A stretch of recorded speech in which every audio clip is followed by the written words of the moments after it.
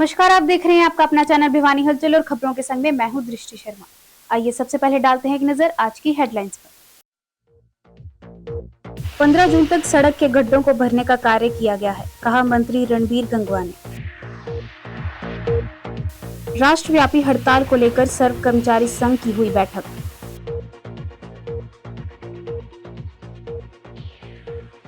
पंडित रामनिवास शर्मा की 41 दिवसीय तपस्या हवन के साथ संपन्न। और अब खबरें विस्तार से। हरियाणा सरकार सभी महापुरुषों के जीवन आदर्शों को जन जन तक पहुंचाने के उद्देश्य से उनकी जयंती सरकारी स्तर पर मनाने का कार्य कर रही है। इसी कड़ी में 13 जुलाई को दक्ष प्रजापति समारोह का आयोजन भिवानी में किया जाएगा, जिसमें मुख्य अतिथि के तौर पर मुख्यमंत्री नायब सिंह सैनी पहुंचेंगे तथा वंचित वर्ग की विभिन्न मांगों को पूरा करने के साथ ही विभिन्न कल्याणकारी योजनाओं की घोषणा भी करेंगे। यह बात हरियाणा के जन स्वास्थ्य एवं PWD मंत्री रणबीर सिंह गंगवा ने भिवानी में भाजपा कार्यकर्ताओं की एक बैठक के दौरान कही। PWD मंत्री रणबीर गंगवा ने पत्रकारों से बातचीत करते हुए कहा कि हरियाणा प्रदेश की सड़कों के गड्ढों को भरने का काम तेजी से किया गया है। 15 जून तक गड्ढों को भरने का कार्य बरसात से पूर्व लगभग निपटा लिया है। जो गड्ढे बड़े स्तर के थे उनके लिए टेंडर प्रक्रिया शुरू कर प्रोसेस आगे बढ़ाया गया है।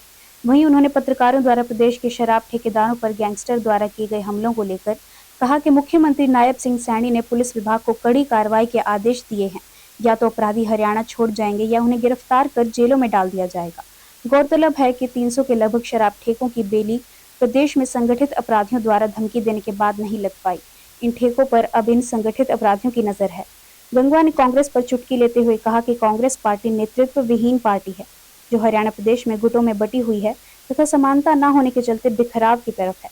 वहीं उन्होंने एक सवाल के जवाब में कहा कि भाजपा प्रदेश अध्यक्ष मोहनलाल बड़ौली के पास बहुत से कांग्रेस नेता पार्टी ज्वाइन करने के लिए संपर्क साध रहे हैं।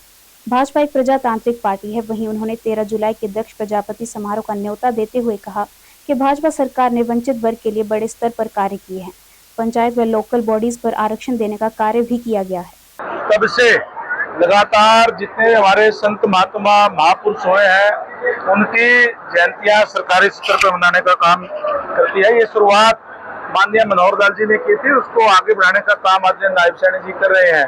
अभी हमने हाल ही में जिस तरीके से कबीर जयंती सिरसा के अंदर करने का काम किया, भगत धन्ना जाट की जयंती हमने उचाना में मनाने का काम किया, भगवान परशुराम जी की जयंती हमने रोहतक के अंदर मनाने का काम किया, महर्षि कश्यप की जयंती इंद्री के अंदर मनाने का काम किया, महर्षि वाल्मीकि की जयंती, महर्षि रविदास जी की जयंती, यानी सभी महापुरुषों की जयंतियां जो है वो सरकारी स्तर पे मनाई जाती है। इसी कड़ी के अंदर 13 जुलाई को दक्ष प्रजापति जी की जयंती जो है वो भिवानी के अंदर मनाई जाएगी, जिसमें मुख्य अतिथि आदरणीय नायब सैनी जी होंगे और स्टेट के अनेक मंत्रीगण विधायकगण उसके अंदर हिस्सा लेंगे।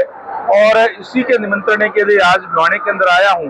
और जिस तरीके से आप देख रहे हैं कि एक बैठक के लिए केवल कार्यकर्ताओं को बुलाया गया था कि उनके ड्यूटियां लगाने के लिए कि ज्यादा से ज्यादा लोगों को वो प्रचार करने का काम करें।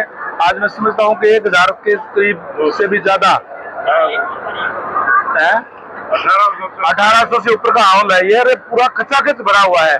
तो जिस तरीके से बहुत ही जोश लोगों के अंदर है और मैं समझता हूं कि पूरे प्रदेश भर से उस दिन भिवानी के अंदर हजारों की संख्या में आकर के माननीय मुख्यमंत्री महोदय का स्वागत भी करेंगे, इस बात के लिए कि उन्होंने एक नई परंपरा चलाने का काम किया है कि सभी जो जातियों के महापुरुष है उनकी जयंतियां सरकारी स्तर पर मनाने का काम किया है।